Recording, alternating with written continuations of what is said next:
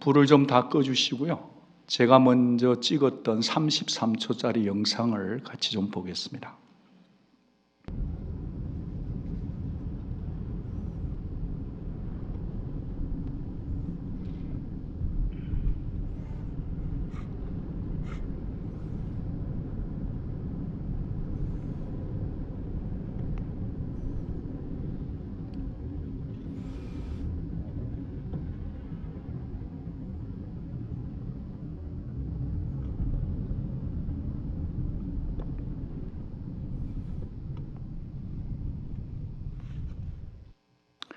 여러분 중에는 저기 내가 아는 곳인데 여기 선셋 메모리얼 파크 건너편이네, 그런 분도 계실 것입니다. 여러분, 이 차량 행렬은 무엇일까요? 장례식 근처니까 경찰이 보디가드 하는 장례 행렬의 차량일까요? 아닙니다. 이 길고 긴 차량 행렬은 텍사스 스테이트 차 인스펙터 리뉴얼 하는 곳이 있는 곳입니다. 그러니까 살다 보니 바빠서 2021년 12월 달까지 리뉴얼을 해야 되는데 시간에 밀려, 바쁜 삶에 밀려 놓친 분들이 21년을 훔쳐 보내버리고 2022년이 되었으니 경찰에게 스티커 받을까봐, 벌금 받을까봐 결단 내리고 서 있는 기다림의 몸부림의 차량들입니다. 그래요. 우리들 중에 그 좀 진즉하지, 발등에 불 떨어져서 꼭 그렇게 해 라고 말할 수 있는 사람은 아무도 없습니다. 왜냐하면 우리도 살다 보니까 페이먼이 밀리고 빌링이 밀리고 우리도 저런 형국에 당한 적이 한 번 정도는 인생 가운데 있기 때문입니다. 오늘 본문 속에 구체적인 사례를 보면서 지혜를 얻는 지혜자가 있습니다. 모든 것을 볼 때 스쳐 지나가지 말고 뚫어지게 보아서 그곳 맞아서 교훈을 얻는 자가 지혜자다, 그럽니다. 오늘 잠언 24장 32절을 보면 내가 보고 생각이 깊었고 내가 보고 훈계를 받았다라고 지혜자 콜렛은 말합니다. 지혜자는 말하기를 너희들 생각이 지혜롭기를 요청한다. 유심히 보아라 세상 만사를, 그리고 많이 생각하고 깨우침을 붙들라라고 도전합니다. 저는 우리가 이렇게 살아라 저렇게 살아라고 강요하기 전에 우리 모든 성도님들, 온누리 성도님들이 생각이 부지런한 사람, 생각이 진중한 사람, 매사에 무엇을 보더라도 흘려보내지 않고 꿰뚫어 보는 해안이 있는 눈동자가 되기를 축복합니다. 잠언에는 게으름에 대한 교훈이 참 많더라고요. 몇 가지를 짚어보면, 게으른 자여 개미에게 가서 그가 하는 것을 보고 지혜를 얻으라. 말 못하는 곤충이지만 그들의 자발성을, 그들의 협력성을, 그들의 미리 준비함을 좀 배우란 말이다. 게으른 자는 말하기를 밖에 사자가 있다, 내가 나가면 찢기겠다 하느니라. 밖에 사자가 있다니까? 그래서 내가 안 나가는 게 아니고 못 나가는 거야 라고 핑계를 늘어놓는 자가 게으른 자입니다. 게으른 자는 그 잡은 것도 사냥치를 않는다. 잡았는데 사냥을 안 해요. 다른 번역을 보면 잡았는데 굽어 먹지를 않는다. 비슷한 맥락의 말씀은 게으른 자는 자기의 손을 그릇에 넣고도 그 그릇에서부터 입으로 올리기를 괴로워한다. 무슨 말이죠? 누가 좀 내 좀 섬겨줬으면 좋겠다라고 기대하고 게을러 있다는 겁니다. 그뿐 아니라 게으른 자는 사리에 맞는, 이치에 맞는 말을 해주는 7 사람보다도 자기를 더 지혜롭게 하는데 그 자가 누구다? 게을른 자다. 조언 안 들어요. 고집 꺾지 않아요. 스스로를 지혜롭게 여기니까 객관성을 놓쳤다. 그래서 이런 사람들은 같이 일을 하다가 보면 이런 게으른 사람은 이렇습니다. 게으른 자는 그 부리는 주인에게 마치 이의 식초 같고, 이의 뭐 같아요? 식초 같다. 이 사람이 있으면 이가 시려요. 그리고 눈에 뭐 같다? 연기 같다. 오랜만에 고기 한번 구워 먹으려 했는데 바람 부니까 그 고기 연기가 눈에 다 들어오니까 눈물이 흐르는 것처럼 게을러 있는 사람들은 주변 사람들을 이렇게 눈에서 눈물 나게 하죠. 이 게으른 자를 일컬어서 패가하는 자의 형제라 하는 겁니다. 게으른 자는 세우는 자가 아니라 무너뜨리는 자인 겁니다. 오늘 본문 말씀은 이 게으름의 결과가 얼마나 치명적인가를 보여주고 있습니다. 이 지혜자가 어느 날 밭을 걸어가는데 포도원을 건너가는데 세상에 충격을 너무 받아서 지금 마음에 찍혀 있는 부분을 설득하고 있는 거죠. 내가 관리가 안 된 그 게으른 자의 밭과 지혜 없는 자의 포도원을 지나면서 보니까 가시덤불이 그 밭에 그 포도원에 쫙 퍼졌으며 지면에 거친 불이 덮였다. 돌담도 무너졌더라. 그것이 24장 30절 31절입니다. 손에 댈 수 없는 가시덤불이 거친 불이 온 지면을 다 덮었죠. 요즘 우리도 살다가 보면 뺑야들을 보면 잠깐만 정신줄 놓으면 세상의 잡초가 그렇게 덮어서 우리의 마음을 어둡게 만들잖아요. 아예 방치가 되니까 들어오지 말라고 했던 들짐승도 들어와서 그 돌담 울타리도 무너져 가더라. 그게 게으른 자의 밭과 포도원이다 그러는 거죠. 여러분, 이 땅은 예초 버려진 땅인가요? 절대 아닙니다. 경작지 용도였단 말이에요. 밭에서 양식이 나왔단 말이에요. 포도밭에서 포도를 땄단 말이에요. 그런데 황폐해져 버렸더라. 이 지혜자가 지혜자인 이유는 내 밭이 아니라 다른 사람의 밭에서 일어난 일들을 내 밭에서 일어날 수도 있다고 생각하고 교훈을 붙잡았기 때문이에요. 여러분, 그러니까 이 지혜자가 하는 얘기가 이겁니다. 네가 좀 더 자자, 좀 더 졸자, 손을 모으고 좀 더 눕자 하니 빈궁이 강도처럼 오고 곰핍이 군사같이 이르리라. 나 너무 피곤해. 나 좀 자야 돼. 좀 더 자야 돼. 나 웬만큼 이랬단 말이야. 좀 더 자도 돼. 라고 자기를 자꾸 더 게으름 쪽으로 끌고 가다 보면 어떤 일이 닥치는 줄 아느냐? 가난이 말이야 찾아오는데 강도처럼 엎어임문 없이 찾아온단 말이다. 가난이 어떻게 오는 줄 아냐? 막강한 군대, 막을 수 없는 힘으로 밀고 들어온단 말이다. 그러나 나 지혜자는 그렇게 살지 않도록 나를, 내 삶을, 내 가정을, 내 밭을 보호하겠단 말이다. 그러는 겁니다. 여러분, 왜 이 게으른 자가 이렇게까지 망가졌을까요? 왜 이 형국과 지경까지 이르렀을까요?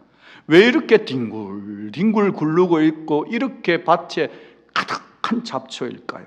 몇 가지 이유를 생각해 볼 수 있을 것 같습니다. 첫째는 천성적인 게으름 탓이에요.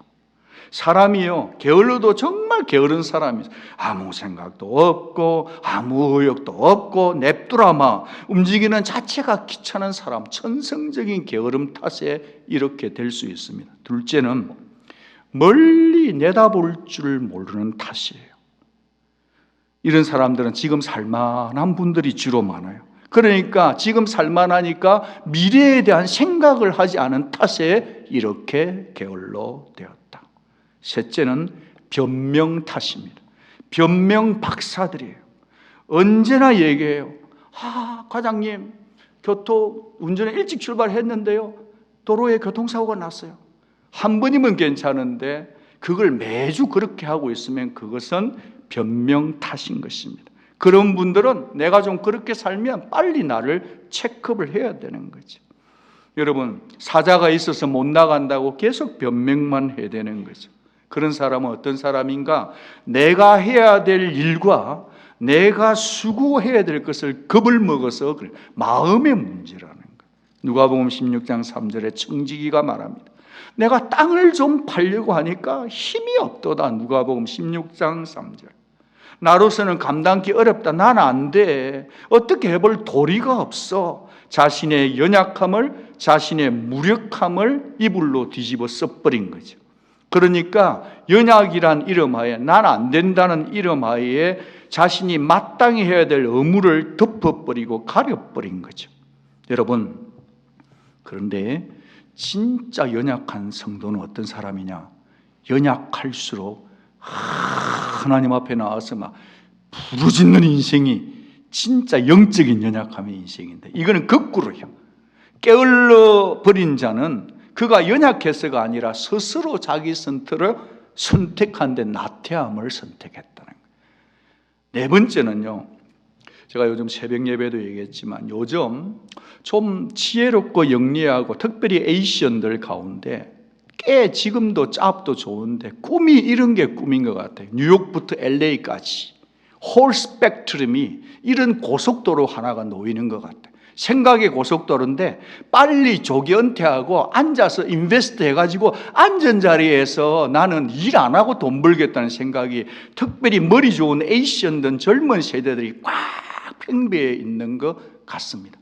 옳은 생각일 수는 있는데 너도 나도 그냥 빨리 리타이어하고 인베스트 해서 6디짓 그것만 꿈꾸고 있어요. 그러니까 미래에 관한 꿈은 이루어졌는데 오늘 현실, 내게 주어진 이 잡에, 내게 주어진 이 학교에, 내게 주어진 이 비즈니스에, 내게 주어진 이 현실의 성실성을 놓쳐버리고 살아가는 superior, 가상의 세계에 마음이 가 있다.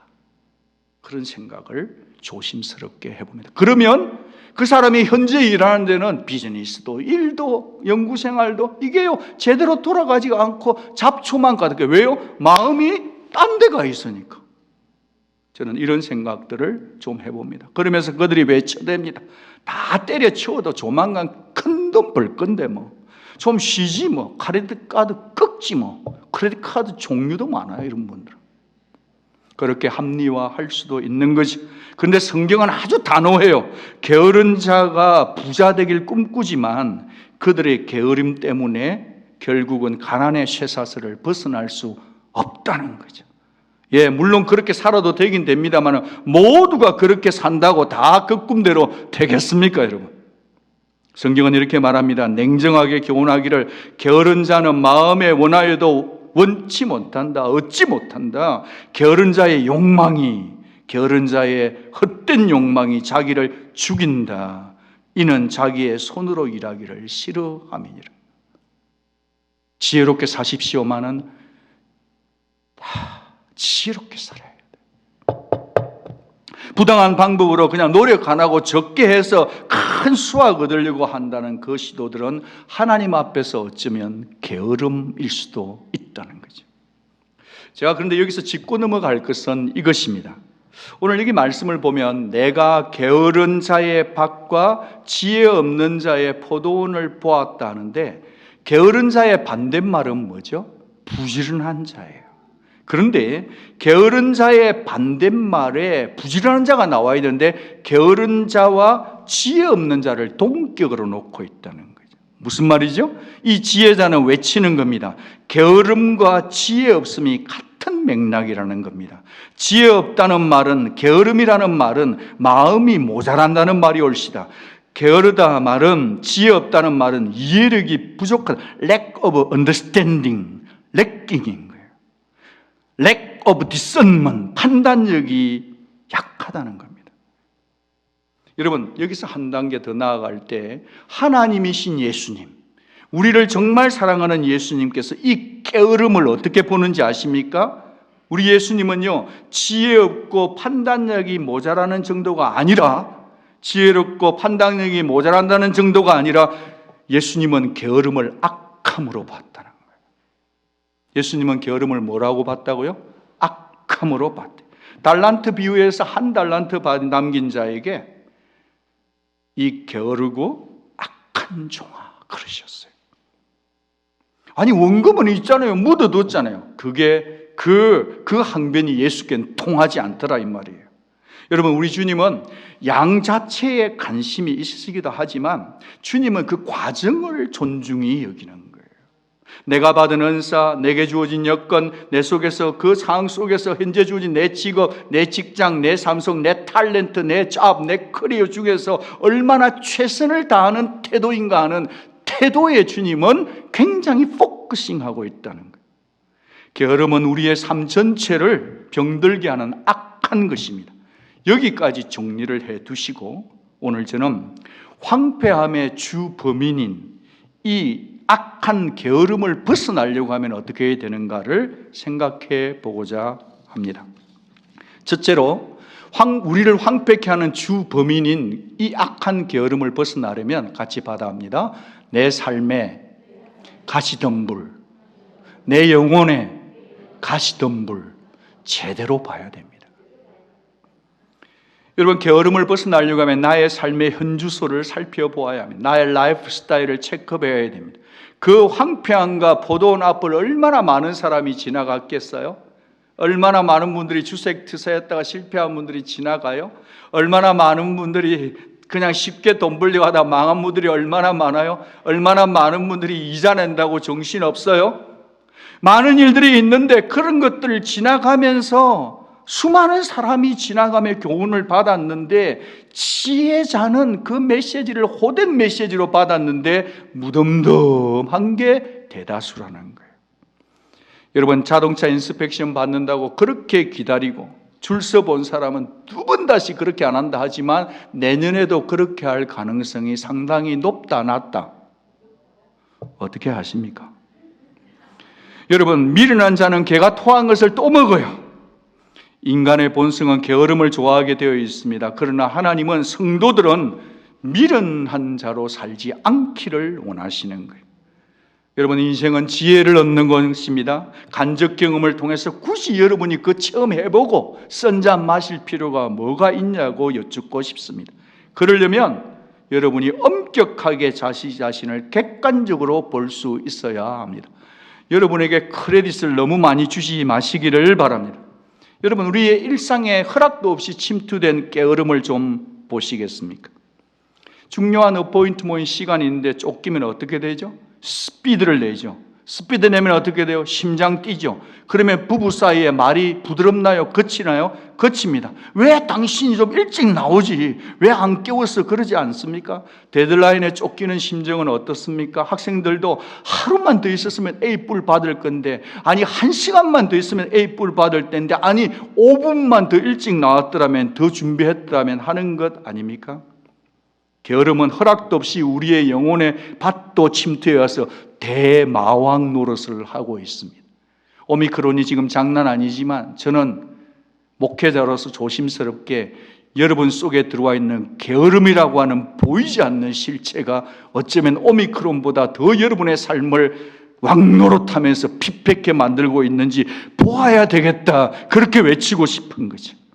무너진 돌담 너머로 영적인 바운더리를 뚫고 원수 마귀는 자유롭게 들락날락하고 있는 것 아닙니까? 원수가 하는 일은 우리를 죽이고 우리를 멸망시키는 것 아닙니까? 게으름이라는 이 주체가, 이 비인격이 영혼의 문을 우리가 열어주게 되면 허락도 없이 들어와서 우리를 비평케 하는 1등 공신 아닙니까? 게으름이 우리의 영혼을 도적질할 수 있다는 거예요. 게으름이 우리의 몸을 상하게 할 수 있다. 게으름이 우리의 인격을 파괴시킬 수 있다는 거예요. 게으름이 우리의 삶을 총체적으로 피폐케 할 수 있다 없다? 있다는 거죠. 여러분, 이 게으름이 습관이 되면, 게으름이 헤비치 되면 일하기 싫어요. 의욕 상실돼요. 그뿐인가요? 일할 시간에 빈둥빈둥 논대. 여러분, 공부 열심히 하는 학생은요, 항상 놀 때 핑계가 많아요. 공부 열심히 하는 친구가 알았어요. 어제도 어느 청소년이 왔는데 공부를 잘하는 친구예요. 어제 말뚝을 받고 있는데 장로님하고 같이 농구장 베이스볼 만들려고. 근데 이 애가 공부를 상당히 잘하는데 딱 농구를 딱 한 10분, 15분 딱 하더니 딱 들어가요. 가보니까 공부하고 있어. 또 다시 나와서 또 15분 딱 하고, 절제가 있는 거예요. 공부 잘하는 애들은 그렇게 사는데, 엄마가 보면, 지금까지 공부하다가 방금 나왔다니까? 1시간 내에 나보고 여전히 농구하고 있는 거예요. 그러면 성적은 오를까요, 안 오를까요? 아무도 말해주시지 않으시고 알아서 하십시오. 사랑하는 여러분, 사실 우리가 좀 웃지만 우리를 돌아볼 필요가 있지 않겠습니까? 여러분, 우리의 영혼 게으름 때문에 망할 수 있다. 우리의 몸 게으름 때문에, 우리의 인격 게으름 때문에 그렇게 될 수 있다는 것입니다. 사랑하는 여러분, 이 영적인 나태함이 습관으로 자리매김을 하게 되면 우리는 하나님의 존재를 의식치 못하게 돼요. 하나님으로부터 멀어지게 되는, 당장 눈에 보이는 돈 이것만 따라가려고 그래요. 말씀이 멀리하게 돼요. 말씀 궁금치도 않아요. 성경 안 읽어도 별 문제의식도 없게 돼요. 기도하는 일은 도대체가 부담스러워. 예배가 시시해지는 겁니다. 감동도 없어요. 열성도 없어요. 열정도 없어요. 흥분도 없고 기쁨도 없고 영적인 데 관심도 안 가요. 그냥 냉랭한 거예요. 예배 안 나와도 뭐 팬데믹인데 뭐. 팬데믹인데 뭐. 여러분, 이렇게 해서 어쩌면 저와 여러분의 영혼에 자리 잡은 가시덤불이 많은 거 아닐까요? 지금 자라고 있는 거 아닐까요? 영적인 게으름의 결과물 아닌가요? 이 게으름의 끝에는 눈에 보이는 것은 돈으로 수치가 결정돼요. 세상이 주는 게으름에 대한 정의는 경제적인 피폐함으로 가는데, 성도의 영적 게으름은 우리의 영혼이 어떻게 되는지를 내다볼 수 있어야 된다고 외치고 싶습니다. 여러분, 멀리 내다볼 줄 아는 자가 지혜자 아닙니까? 곧 밤이 오리니, 제가 오늘 예배 시작할 때 이 말씀을 읽었습니다만, 밤이 오리니 그때는 아무도 일할 수 없습니다. 일할 수 없는 밤이 옵니다. 기도를 미룰 수도 있고 말씀 묵상도 미룰 수 있지만 주님이 오시는 그 시간이 오면 아무도 심판의 때는 피해갈 수 없습니다. 인생의 시간과 기회를 주신 하나님의 질문 앞에 우리가 설 수 있기를 바랍니다. 여러분 중에는 정말 바쁘게 성실하게 살아계시는 분들도 계신 줄 잘 알지만, 그래도 열심히 살고 있는 우리들이기 때문에 우리의 삶에, 우리의 영혼에 가시덤불이 있는지 없는지 제대로 한 번 더 확인하는 것, 그렇게 나쁘지 않다고 여겨집니다. 두 번째로 이 황폐마함의 주범인 이 악한 게으름을 벗어나려고 하면요, 같이 한번 주제 명제 읽겠습니다. 변명에 매이지 말고 몸을 쓰는 부지런함을 선택해야 합니다. 여러분, 부지런하면 되는 것입니다. 부지런함과 영성생활을 따로 생각하지 마십시오. 부지런한 삶과 건강한 영성은 항상 밀접하게 연결되어져 있습니다. 얼마 전에 신방을 갔다가 이런 얘기 하나를 들었습니다. 나누고 싶습니다. 여러분, 부지런한 거 참 중요해요. 어느 미국 남편분이 이곳 샌안토니오로 이사를 오셨습니다. 그동안에는 한국인이 많이 없는 곳에서 아내가 희생적으로 미국 남편을 따라 교회에 갔는데, 이제는 이 샌안토니오로 이사를 왔으니 이제는 남편인 내가 당신과 함께 예배를 나갈 터이니 좋은 한국 교회를 좀 찾아보자. 그래서 주중에 이제 교회들마다 탐방을 시작하시는 겁니다.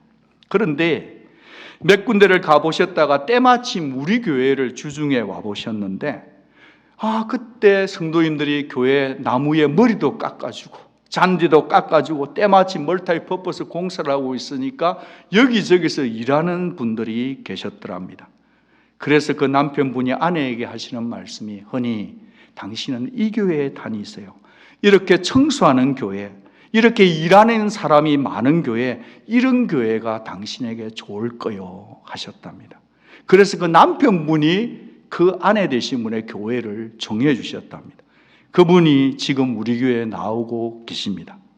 여러분, 그때 누군지는 모르지만 주중에 나와 교회를 사랑하는 마음으로 땀 흘리며 나무를 깎고 잔디를 깎고 일하신 분들, 누군지는 모르지만 그분에게 박수 한번 하기를 원합니다. 여러분, 세상과 사람들은요, 미국인이든 한국이든 다 부지런한 교회를 좋아하고 부지런한 사람을 사랑하고 부지런한 다락방장을 사랑하고 부지런한 인생들, CEO들을 다 사랑하게 되어 있는 것입니다. 우리 교회는 정말 말이 떨어지기가 무섭게 몸으로 말하시는 분들이 많이 계십니다. 그래서 교회가 이 정도 평안하게 가는 거 아니겠습니까?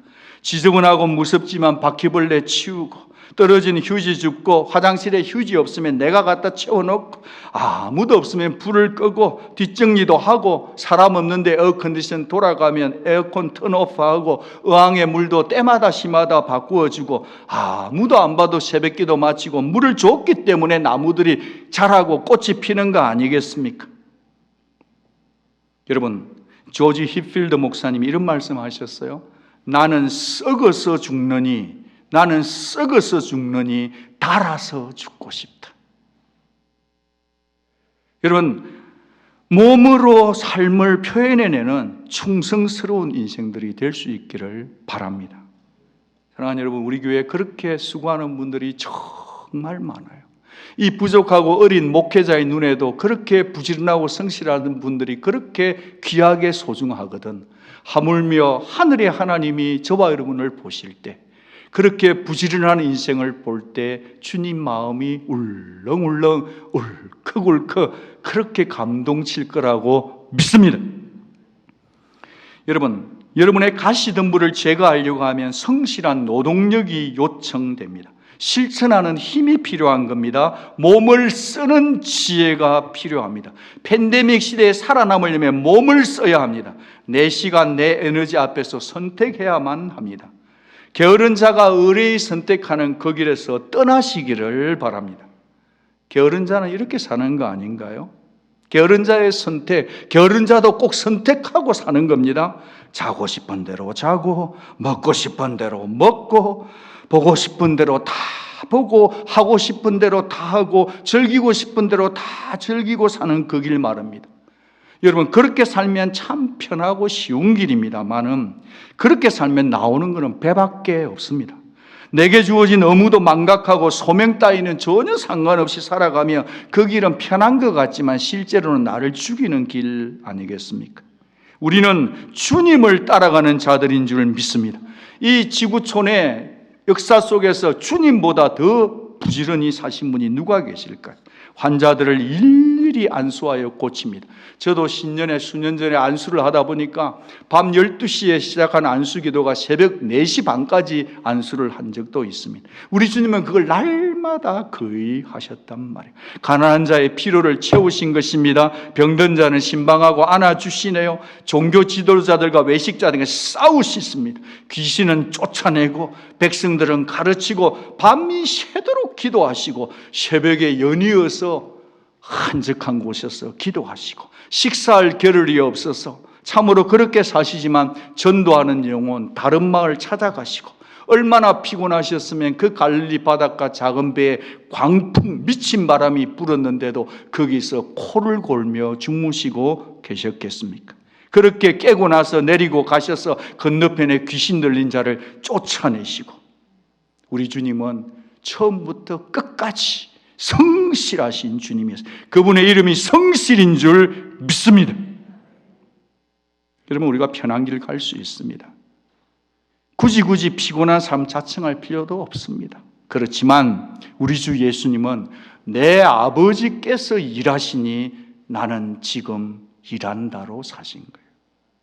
그분은 끝까지 쉬운 길이 아니라 어려운 길, 편한 길이 아니라 고통스러운 길, 참으로 불충한 길이 아니라 충성스러운 길, 자기가 사는 길이 아니라 십자가의 길, 사명자의 길을 선택하셨으니 우리가 주를 닮아가는 이 신년 1월에 우리의 삶의 방식, 라이프 스타일이 주 예수를 닮아 성실한 인생들 다 될 수 있기를 주의 이름으로 축복합니다. 그것이 우리의 태도가 되고 습관이 되고 가족의 트래디션, 전통이 될 수 있기를 도전합니다. 한 번씩 보면은요, 푸드뱅크 하는데 아이들을 다 두들겨 깨워가지고 토요일 아침에 7시에 나와서 약하고 가난한 자들에게 박스를 나누어 주는 부모님들이 있어요. 저는 그 가정의 자녀들이 정말 잘 될 것을 확신하고 기도하게 됩니다. 몸이 움직여야 아이들이 살아납니다. 방 안에만 갇혀가지고 계속 있으면 그 아이에게는 정말 끌어내어주는, 부모님이 끌어내어주는, 몸이 움직일 수 있는 그 일을 위해서 기도해야 되는 것 아닐까요? 사랑하는 청년 여러분, 여러분들 때문에 참 좋은 일도 많이 있습니다만 청년들은 부지런 땐 몸을 움직이는 인생이 되어야 된다고 조심스럽게 생각합니다. 여러분, 게으른 사람이 정말 게을러만 터져 있는 건 죄송합니다. 이 말은 속으라고 쓰지 말라 했는데 게으른 사람이 정말 게을러 있는데요, 죄 짓는 데는 진짜 빠른 거 여러분 아십니까? 우리가 게을러 있어도요, 내가 하고 싶은 거 딱 작동 걸리면요 진짜 계획 빨리 짜요. 달라스에 가서 짜장면 먹어야 되겠다 싶으면 아무리 피곤하고 안 될 일도 기어코 만들고 내고 그 생각의 속도는 진짜 빨라요. 그러니까 부지런하나 게으른 자가 있는데 부지런함의 방향성이 올바르게 방향을 잡아야 된다고. 팬데믹에 승리하는 길은요, 속도의 방향과 아울러서 정말 방향성과 속도예요, 속도. 몸의 속도가 빨라야 돼. 생각의 속도도 따라와야 된다는 거예요. 여러분, 게으름도 천성적으로 게을른 분이 있지만 부지런한 자도 타고난 부지런한 분들이 계십니다. 그런데 여기서 부지런한 분, 나는 원래 부지런하네, 그것만 생각할 게 아니라 나는 원래 부지런하다 그러면 직장에서 열심히 할 수 있습니다만은 거기서 저는 한 단계 더 나갔으면 좋겠습니다. 내 성격이 부지런한 것으로 답이 되는 수 없는 게 있어요. 밸런스를 잡을 수 없는 게 있어요. 그건 뭐냐? 우리는 성령의 지시를 따라, 말씀을 따라 영원히 영이 부지런한 인생 될 수 있기를 주의 이름으로 축복합니다. 성령의 감동을 입으면 부지런해질 수밖에 없는 거예요. 새벽 2시에도 깨워주시고 3시에도 깨워주시고 하루 종일 일했는데 월요일에도 목회자 월요일 쉬는 날인데 월요일 필요 없어, 좋아서 기뻐서 부르는데 성령께서 나와서 일하다 보면 아침에 일찍 왔다가 저녁에 와도 괜찮아요. 성령으로 기뻐하고 살면요, 부지런하면요, 영이 기뻐해서 살면요 문제가 안 되는 거예요. 그런데 영이 충만하지 않으면 계속 게을러, 죄송해요, 한번 쓸게요, 터져 자빠지는 거예요. 성령으로 살아야 될 줄 믿습니다. 성령은 부지런한 영이거든요. 성령을 따라 살아야 돼요. 우리 늘 약하다, 바쁘다, 힘없다 하죠. 그런데 우리의 게으름이 침투된 우리 자신의 내면을 솔직하고 우리의 안방문을 열어 제껴보면 우리의 잠습관, 우리의 핸드폰 사용 시간, 자녀 교육, 건강관리, 비즈니스에 정말 어떻게 시간 관리할지를 볼 때 저와 여러분의 게으름 때문에 빼앗기고 있는 스틸당한 도둑맞은 시간들이 얼마나 많으냐고 질문드리고 싶습니다. 저 자신에게 하는 질문입니다. 고민이 필요하다고, 생각이 필요하다고 보는 겁니다. 여러분, 무엇보다 내게 부지런함이 필요한 그 영적인 영역은 반드시 게으름과 싸우기를 결단하는 이 시간 되기를 주의 이름으로 축복합니다. 싸워야 합니다. 게으름이란 책을 집필하신 김난중 목사님 글에 이런 글이 있더라고요. 하나님과 관계는 우리의 삶의 뿌리다. 그런데 게으름이 그것을 갉아먹으려고 한다. 하나님과 우리 사이에 관계를 갉아먹는 건 게으름이에요. 게으른 욕구, 게으른 욕망을 따라 사는 육체의 정욕이 그 일을 갉아먹는 데 돕는다. 아무리 변명거리가 새기더라도 하나님을 만나는 하루의 삶의 뿌리를 게으름에게 내어줘서는 절대로 안 된다. 지난주 금요일 저녁에 정말 교회 오기 힘든 분들이 여러분 계셨어요. 말씀을 들으면서 적용 찬송을 했습니다. 내 병든 손 내밀어라, 주 예수님 고치시리. 내 병든 손, 내 병든 몸뚱아리, 내 병든 마음 내밀어라, 주님 고치시리라. 할렐루야. 나와서 병든 손 내면서 나아버린 인생이 있습니다, 여러분. 신앙은 결단이에요. 팬데믹 중에는요, 병든 손이 너무 많아요. 병든 몸이 너무 많고, 부부싸움도 평소보다 좀 많이 할걸요, 요새. 병든 감정 다 화도 많을 거예요. 억울할걸요. 그러면 얼굴이 문둥병자처럼 돼, 나병 환자처럼. 네 병든 감정, 네 병든 몸, 네 병든 마음, 주 예수께 나와서 그분을 붙드는 결단, 그런 부지런한 예배에 부지런한 인생들 될 수 있기를 주의 이름으로 축복합니다.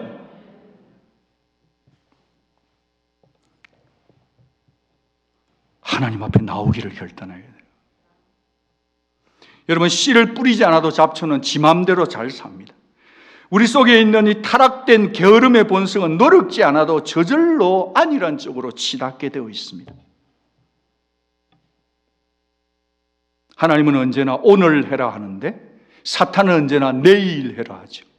하나님은 언제나 지금 섬기고 봉사하고 살아라는데 사탄은 지금 말고 나중에 해라 그러죠.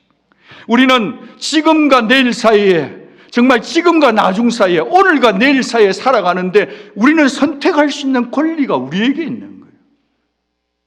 저와 여러분은 세상의 소리, 내 감정의 소리, 땅의 소리를 따라가는 인생들이 아니라 하나님의 소리, 성령의 소리, 오늘 지금 주를 선택하는 우리 모두가 될 수 있기를 주의 이름으로 축복합니다. 지금입니다. 주님 앞에서 인생의 게으름을, 인생의 기회들을, 한 번밖에 살 수 없는 이 젊은 푸르름의 날을, 이 정말 기회를, 이 2022년을 게으름과 안일함으로 보낼 자들이 우리는 아닌 거예요. 우리의 삶을 황폐케 하는 이 게으름을 떨쳐버리고 일어날 수 있기를 주의 이름으로 축복합니다. 한 사람만 일어나서 될 일이 아닙니다. 온 다락방 식구들이 일어나야 합니다. 온 가족들이 다 일어나야 돼. 온 교회가 일어나야 되는 것입니다. 게으름에게 도전장을 내는 아침 되기를 축복합니다. 주 예수 따라가는 성도 되기를 도전합니다. 소명 따라 살아갈 수 있는 우리 모두가 되어서 이 2022년 우리의 모든 생각, set our every thought on above, 하늘에 계신 주님, 진짜 성실하셨던 주 예수 그리스도, 그분을 본받아 살아갈 수 있는, 소명 따라 살아가는, 내 삶을 황폐케 하는 게으름과 헤어지는, 그리고 성실한 인생을 살아가는 우리 온누리 성도님들 다 될 수 있기를 주님의 이름으로 빕니다. 기도하겠습니다.